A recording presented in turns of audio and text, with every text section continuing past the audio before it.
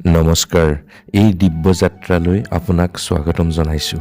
আজি ভগৱান শ্ৰীকৃষ্ণৰ কিছু অমৃত বৰষা কথা শুনো আহক, যি বাণীয়ে মানৱৰ জীৱন সফল, সাৰ্থক আৰু সুখী কৰি ৰাখিব।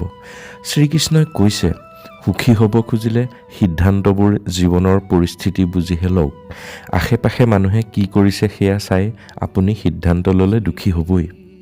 যিয়েই নকওক, নিজকে শান্ত ৰাখক।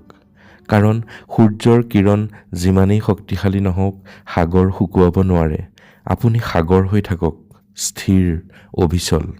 এটা চৰায়ে কান্দি কান্দি কৈছিল, হে কৃষ্ণ, মোৰ অত কষ্ট অথলে গ'ল। ইমান কষ্ট কৰি বাঁহটো সাজিলোঁ, ধুমুহাত ভাঙি পেলালা। ওপৰৰ পৰা উত্তৰ আহিল, এটি সাপৰ আগমন ঘটিছিল তোমাৰ বাঁহলৈ। আকৌ লাগি যোৱা। ধুমুহা তোমাক ধ্বংস কৰিবলৈ নাহে, পুনৰ উজ্জীৱিত কৰিবলৈ আহে।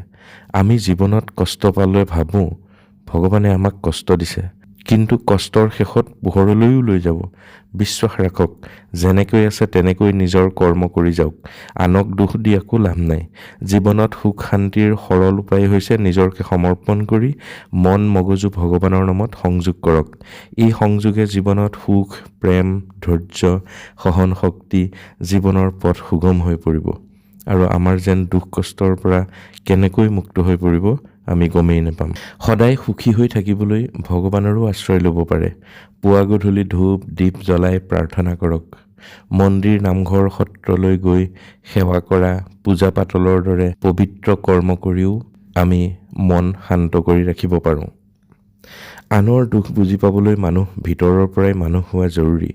কাউৰীয়ে কুলিৰ মাতৰ ওপৰত চিঞৰিব পাৰিব, কিন্তু কুলিৰ দৰে মধুৰ মাত মাতিব নোৱাৰিব।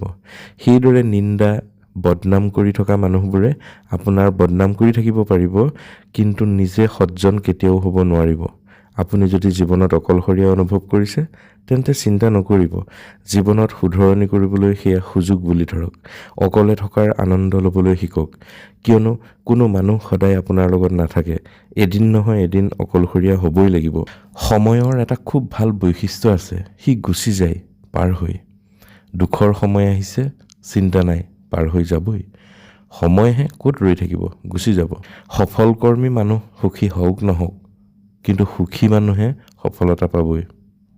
যেতিয়া সুখী হৈ থাকে, ভগৱানক পাহৰি নাযাব। যেতিয়া দুখী হৈ থাকে, তেতিয়া ভগৱানৰ ওপৰত বিশ্বাস ৰাখক। সকলো কুশলে থাকক।